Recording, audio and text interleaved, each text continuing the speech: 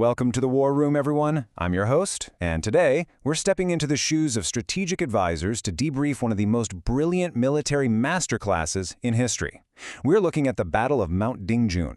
It's an absolute clinic in terrain manipulation, psychological warfare, and, well, precise execution.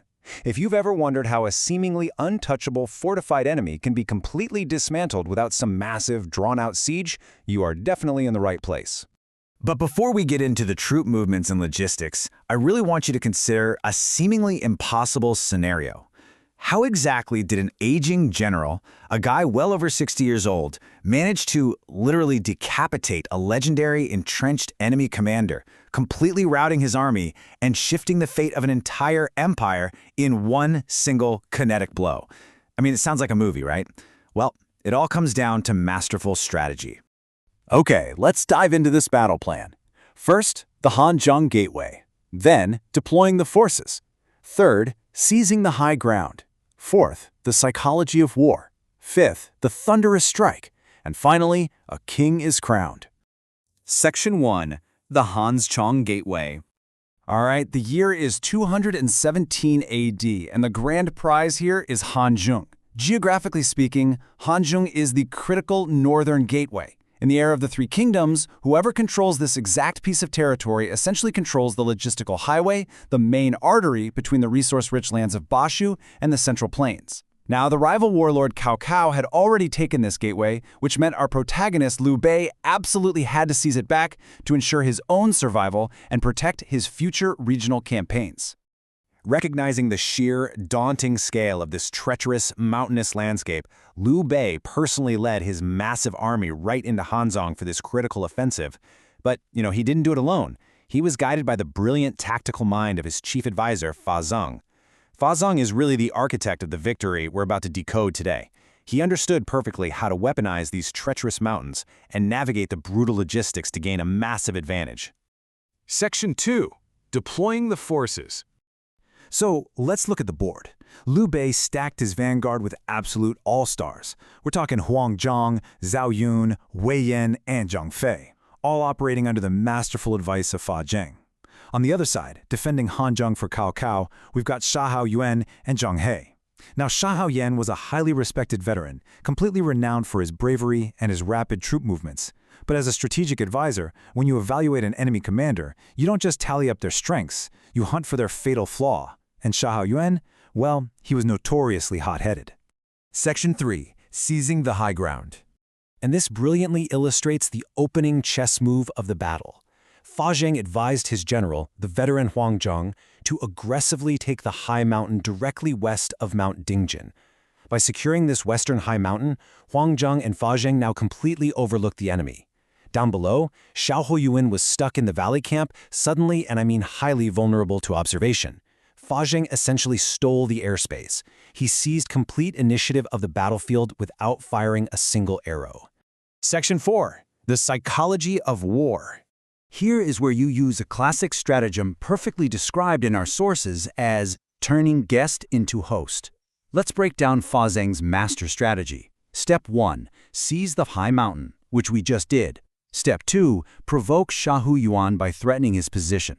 Step 3. Wait patiently for the enemy to completely exhaust themselves reacting to your provocations. And finally, Step 4. Strike instantly when their guard is down. It's a genuinely brilliant blueprint for dismantling an entrenched foe. So let's see how this actually played out in reality.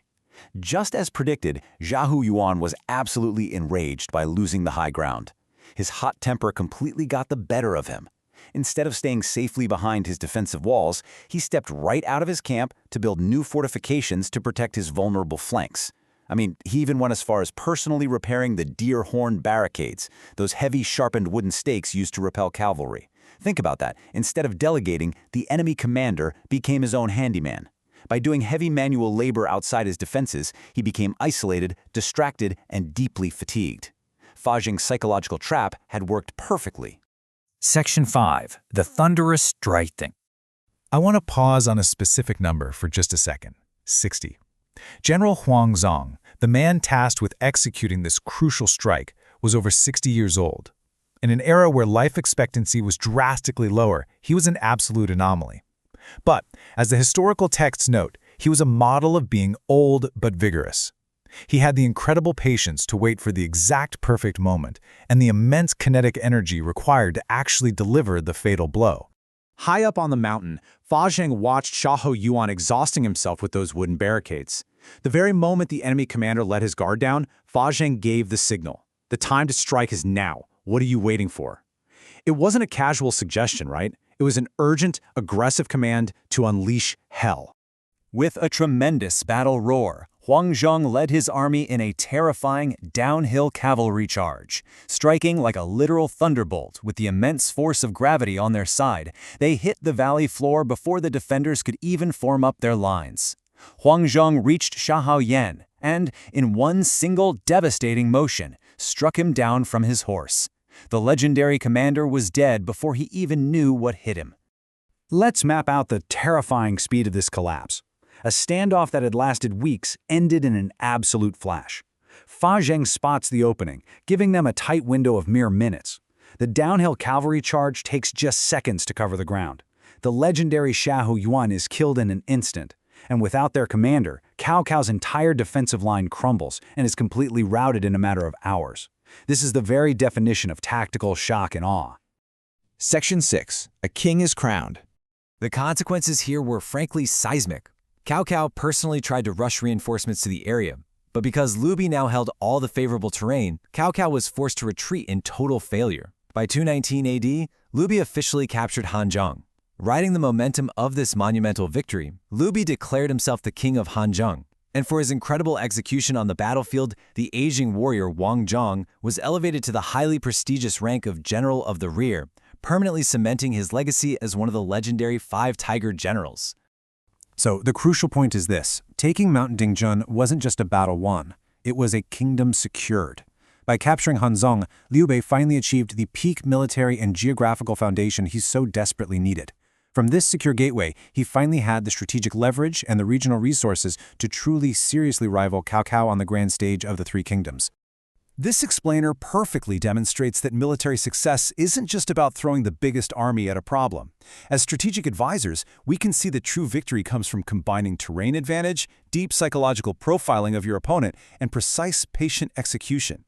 Fa Zheng and Huang Zhong didn't just physically overpower Xiahou Yuan, they outthought him, they provoked him, and they let his own temper completely destroy his defenses. Which leaves us with a final thought to ponder as we close out today's briefing. If you were in command, facing a massive high-stakes standoff, would you rely on the physical strength of your walls or the strategic patience of your mind? It's a powerful lesson from 217 AD that still echoes loudly today. Thank you so much for joining me in the War Room. Keep analyzing those tactics, and I'll see you in the next explainer.